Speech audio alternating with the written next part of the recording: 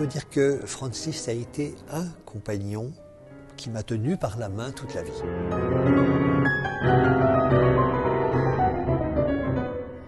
Reprendre une œuvre de Franz Liszt, c'est reprendre contact avec un geste naturel.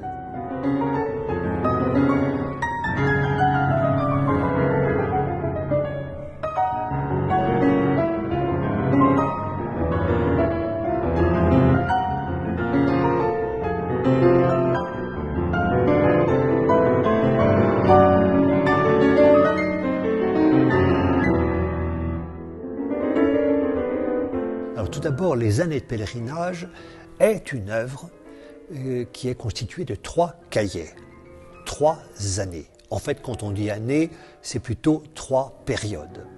Cette œuvre est née d'une passion amoureuse entre Liszt et Marie Dagout. Ils partent de Paris, ils se réfugient en Suisse, premier titre de cette première année de pèlerinage.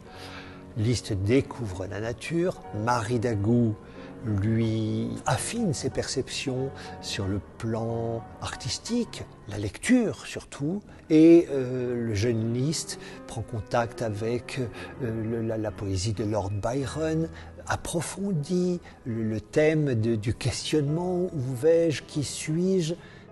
Dans cet extrait que je joue, l'orage justement, il ne s'agit évidemment pas d'une simple description d'un orage dans la nature, même si l'image est frappante et saisissante.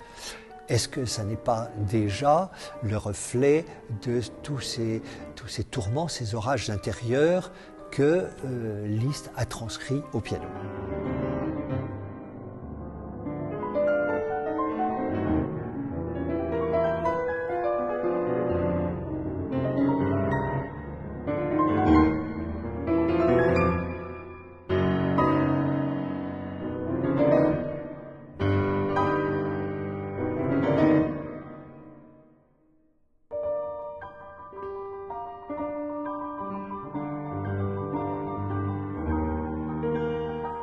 Le jeune couple était en Suisse.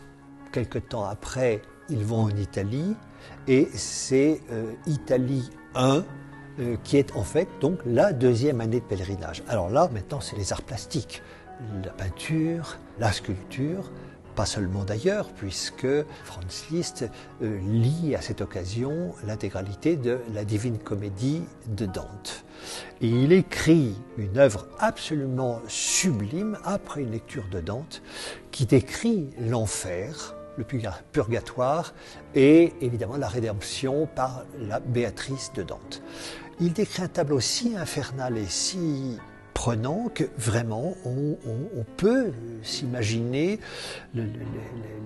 les âmes damnées pleurer, gémir, demander le pardon, tant elle va loin dans les moyens que Liszt a développés pour décrire cet enfer, ce paradis.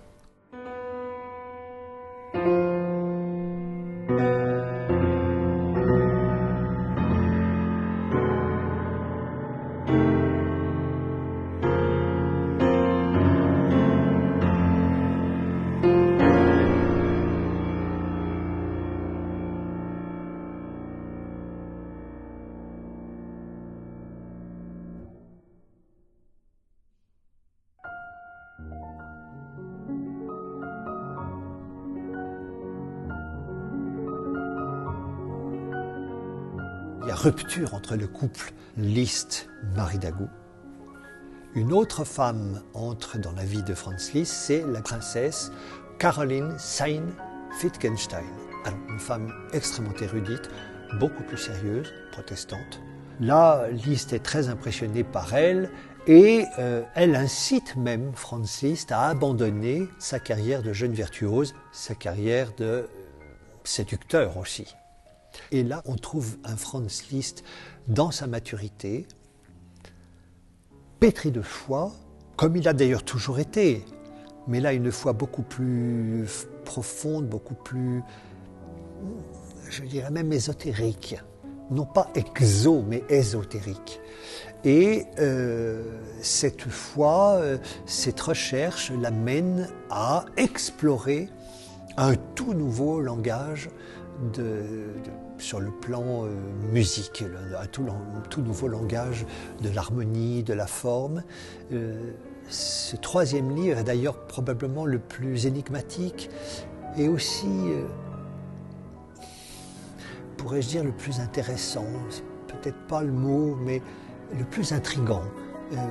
Là, l'esprit de Liszt vagabonde, on est dans une espèce de rhapsodie constante, et surtout, alors, dans sa musique, on y entend les accords que Wagner va développer plus tard, on y entend le futur Claude Debussy.